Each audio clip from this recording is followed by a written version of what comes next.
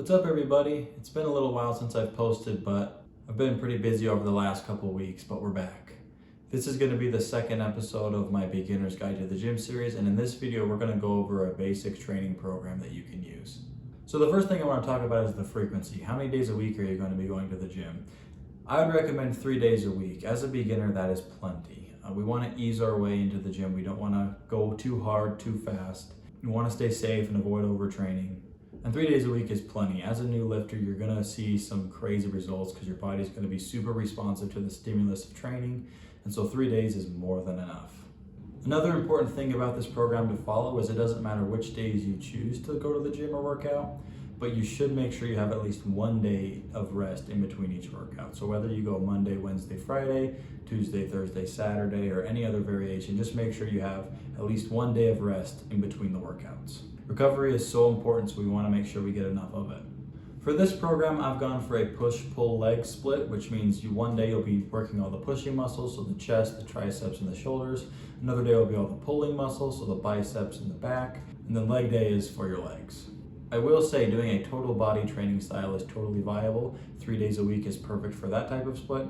However, I really enjoy the push-pull legs. It allows you to focus on specific muscles more, whereas in the total body training, some muscles can get left out a little bit or get undertrained. Here is a sample schedule of what a week might look like. You can do push workout on Monday, a pull workout on Wednesday, and legs on Friday. You can move these around. Legs can be on Monday or Wednesday, any day you choose. The good thing about this program is it's very flexible, so you can move it around to whatever fits your schedule. But as I said before, the only real rule of this program is make sure there's at least 1 day of rest in between each workout. And with that, let's get into the workouts. All right, starting things off, we got the push workout. I'm gonna give you guys a template for each day. You can mix and match exercises as you see fit.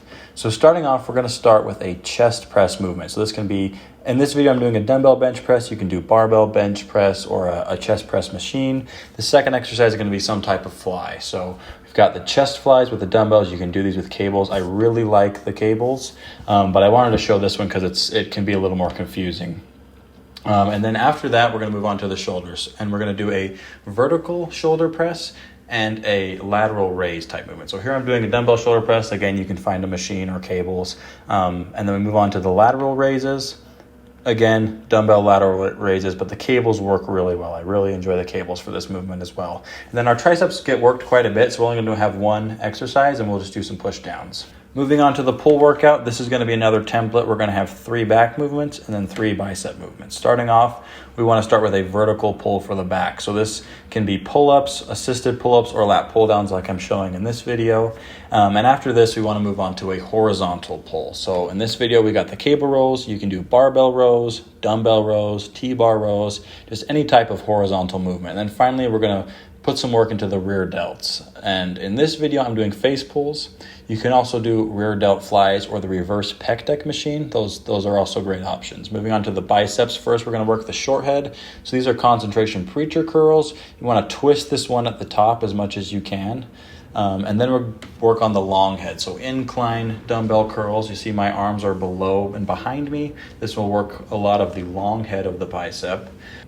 And then after this, we're going to do a hammer curl variation. I think hammer curls are great. So you can do these with the dumbbells. Here, I'm doing them with a cable rope. But yeah, whatever you think works best. All right, and finally we have leg day. It's going to be a couple compound movements and then 3 isolated hamstring or quad movements and then a calf movement. So starting off, the first compound movement is a squat variation.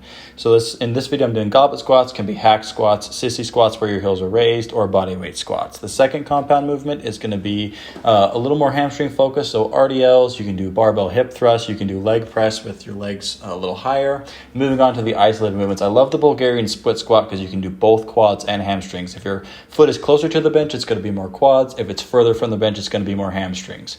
And then I love leg extensions. You can do these single-legged or double-legged like I'm doing in this video, but you really want to make sure with these isolated movements that the eccentric or lowering phase is slow and controlled. It's one of the most important parts. And then finally, the Last isolated movement, since the other one was quads, we're going to do a hamstring one, and this is going to be the curl variation. Same idea, make sure that lowering or the deloading phase is slow and controlled. Finally, we've got a calf movement. Here I'm using the leg press machine.